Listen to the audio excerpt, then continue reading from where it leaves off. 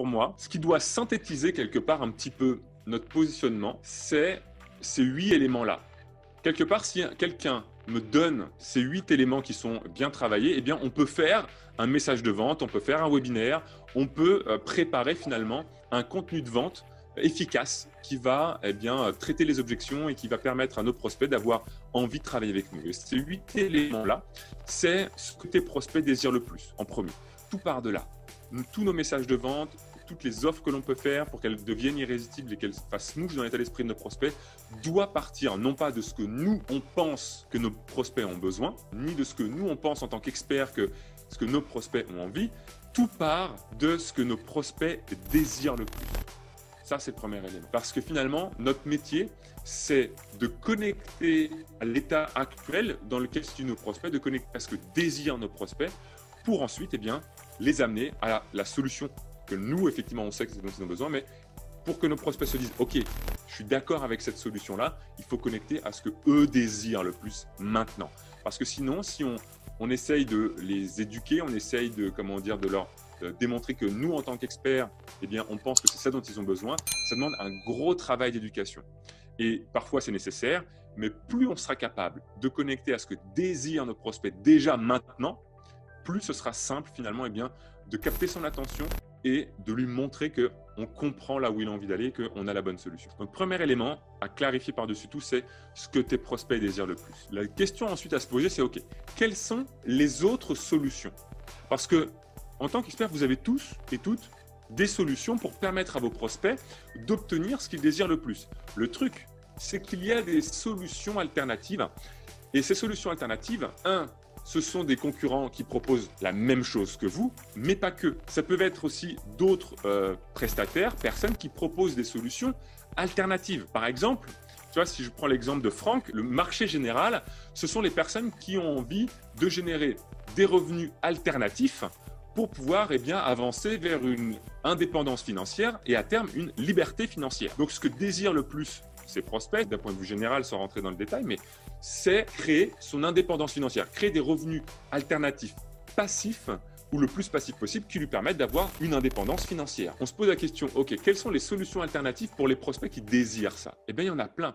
Effectivement, on peut se dire, investir dans l'immobilier, c'est une solution. Investir dans la bourse, c'est une solution. Les crypto-monnaies, il y a plein de solutions. Créer un business pour pouvoir ou investir en tant que business angel dans un business, c'est une solution alternative. Et Franck, la solution qu'il va mettre en place, c'est le fait de pouvoir louer son bateau pour des passionnés de bateaux et que plutôt qu'ils restent là à quai finalement 10 mois de l'année parce qu'ils s'en servent que 2 mois de l'année par exemple, c'est de pendant ces 10 mois qui ne soit pas une charge pour le propriétaire mais un centre de profit et donc d'avoir une méthodologie pour gagner de l'argent grâce à ça. Ça, c'est donc une solution qui est certes effectivement pas du tout identique à ce que proposent les autres, mais ça vient en concurrence malgré tout. Si moi, par exemple, je vends un système d'alarme, je suis en concurrence avec tous les vendeurs d'alarmes, mais je suis aussi en concurrence peut-être avec quelqu'un qui dirait à mon client « Hey, si tu veux être sûr qu'il n'y a aucun voleur qui vienne te piquer chez toi tes objets de valeur, tu mets 3 ours dans ton jardin et t'inquiète pas, il n'y a personne qui va venir piquer chez toi. »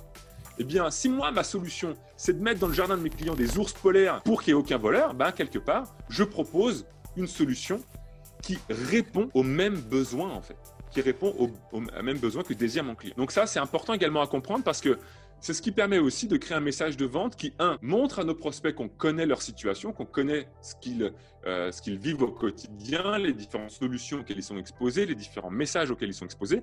Et ça permet aussi, nous, de savoir quelles sont les solutions qu'il y a quelque part à décrédibiliser, pas à critiquer. Quand j'ai décrédibilisé, c'est à dire pourquoi on croit que ce n'est pas la meilleure solution pour les clients qui ont tel besoin précis et que ce que nous on propose, c'est la bonne solution qu'ont besoin nos prospects idéaux. D'accord? Par exemple, dans Pitcher comme un pro, quand je vends mon pitch de positionnement, qui est mon mécanisme unique, j'explique que pour moi, un pitch de start-up ou alors un elevator pitch, qui sont les solutions alternatives auxquelles sont exposés tous mes clients, c'est pas la bonne solution. Et l'idée, je dis pas que leur solution est mauvaise, c'est de dire que pour ce besoin précis. Voilà pourquoi je pense que ce n'est pas la bonne solution. C'est pas de dire du mal des autres, c'est simplement de dire ça, c'est très bon dans ce cas, mais si toi, en tant que prospect, tu as besoin de ça, que tu es comme moi dans tel contexte et que ça, c'est ton besoin concret, eh bien voilà pourquoi moi je pense que c'est pas ce dont tu as besoin, qu'en réalité, ce dont tu as besoin, c'est quelque chose comme ça. Tu as besoin d'un stylo qui fait telle taille avec une pointe qui est ni trop fine ni trop épaisse et de couleur bleue. Pourquoi il ne te faut pas un stylo Bic ou autre chose? Pour telle et telle raison. Et je démontre les choses. Parce que ce que je veux, c'est que mon prospect se dise « Ok, je suis d'accord avec toi, ce dont j'ai besoin, c'est telle solution. » Avant même de savoir ce que je vends. De se dire « Ok, moi, ce que j'ai besoin, c'est cette chose. » Une fois qu'on a identifié les solutions alternatives, eh bien, il faut clarifier notre grande idée, en fait. Plus on sera capable de mettre en évidence à nos prospects qu'aujourd'hui, ils n'ont pas les résultats qu'ils désirent parce que telle grande idée, plus ce sera simple. Parce qu'en fait, une grande idée, c'est quoi?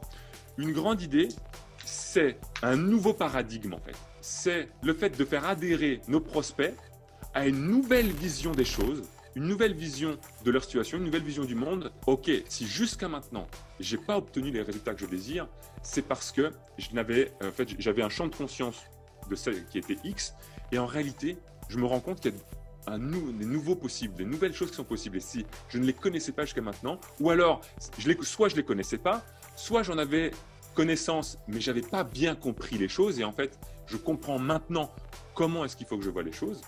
Et ça permet, du coup, quand on crée une idée, ça permet de justifier facilement pourquoi jusqu'aujourd'hui ils n'ont pas réussi à obtenir ce qu'ils désirent. Et ça permet de leur dire, bah voilà, si tu veux finalement obtenir ce que tu désires, voilà le nouveau paradigme auquel il faut que tu adhères. Ensuite, évidemment, cette grande idée, elle doit permettre d'amener une solution. Ce qu'on appelle une solution signature. Solution signature, c'est qu'on va avoir une méthode spécifique. Il y a Marianne, tu as la méthode ADO. Et chacun d'entre nous doit avoir une méthodologie en tant que propriétaire. Et plus on sera capable de packager notre savoir au travers d'une méthode propriétaire, avec un nom, avec quelque chose de spécifique, avec des étapes concrètes, et bien plus ça nous permettra de pouvoir mettre en évidence quelque chose d'unique en fait, et de singulier. L'idée en fait de cette solution signature, c'est que la solution signature, c'est pas notre produit en fait. C'est pas ce que l'on vend, c'est pas notre formation, c'est pas notre coaching, c'est pas notre séminaire, c'est pas notre produit. La solution et le produit, c'est deux choses différentes. Pourquoi? À mon sens, une solution signature doit être la solution avec un grand la. Quelque part, quand mon prospect, je lui présente cette solution, soit il sait le faire tout seul et il pourrait l'implémenter par lui-même, soit il a quelqu'un de confiance qui peut l'aider autre que moi à l'implémenter, ou alors, troisième hypothèse, il veut que je l'aide moi à l'implémenter. Et là, j'ai un produit qui peut lui permettre effectivement d'implémenter plus facilement ma solution. Mais évidemment, si je suis la personne qui donne de la prise de conscience et de la perspective à mon client pour lui montrer le chemin à suivre, qui est la personne vers laquelle il va se retourner? C'est moi. Septième élément dont on a besoin pour avoir finalement pouvoir créer notre message de vente, quel que soit le format webinaire ou autre, c'est d'identifier les objections et les freins à l'action. Alors, il y a les objections sur la nouvelle opportunité. Quand on va présenter une nouvelle opportunité, eh bien, il va y avoir des objections au niveau de cette nouvelle opportunité en elle-même. Et puis, quand on va présenter notre solution avec les différentes étapes, où là, on va rentrer un peu plus dans le concret, il y aura des freins à la mise en place de cette solution. Il y aura des freins internes en termes de manque de compétences, c'est-à-dire que nos clients vont se dire « Ok, mais ça a l'air d'être génial comme méthodologie et je crois à ça, sauf que ça peut marcher pour toi, ça peut marcher pour tes clients, mais moi, ça ne va pas marcher parce que moi, il me manque quelque chose. Je ne suis pas assez X, je n'ai pas telle connaissance, je n'ai pas telle compétence. » Il y a des freins internes en fait. Et je dirais, il y a 80% du temps, quand un client n'achète pas ce que l'on propose, ce n'est pas qu'il ne nous fait pas confiance, ce n'est pas qu'il ne croit pas en notre méthode, ce n'est pas qu'il ne croit pas en notre grande idée. La majorité du temps, c'est qu'il ne croit pas en lui en fait. Et c'est qu'il ne croit pas en sa capacité à y arriver. Quand quelqu'un parle avec nous pendant 1 heure au téléphone et qu'il est en phase et qu'il reste avec nous et qu'il est intéressé par ce qu'on propose, si au final il n'achète pas, la grande majorité du temps, c'est qu'il ne se fait pas confiance à lui en réalité. Et donc notre rôle, c'est de lever les freins internes pour qu'il puisse effectivement être à 100% convaincu que lui aussi peut y arriver. Et puis les freins externes, ce sont toutes les croyances de nos prospects qui consistent à se dire « Ok, je crois que je peux y arriver, mais je peux y arriver si j'ai quelque chose d'externe, si j'ai du temps, si j'ai de l'argent, si si j'ai une liste email. Moi, dans mon business, par exemple, quand quelqu'un veut se lancer pour faire un webinaire, une des objections, c'est oui, David, ça a l'air génial les webinaires, sauf que moi, j'ai pas de liste. Ou ça a l'air génial de vendre un webinaire, sauf que moi, j'ai pas de produit à vendre.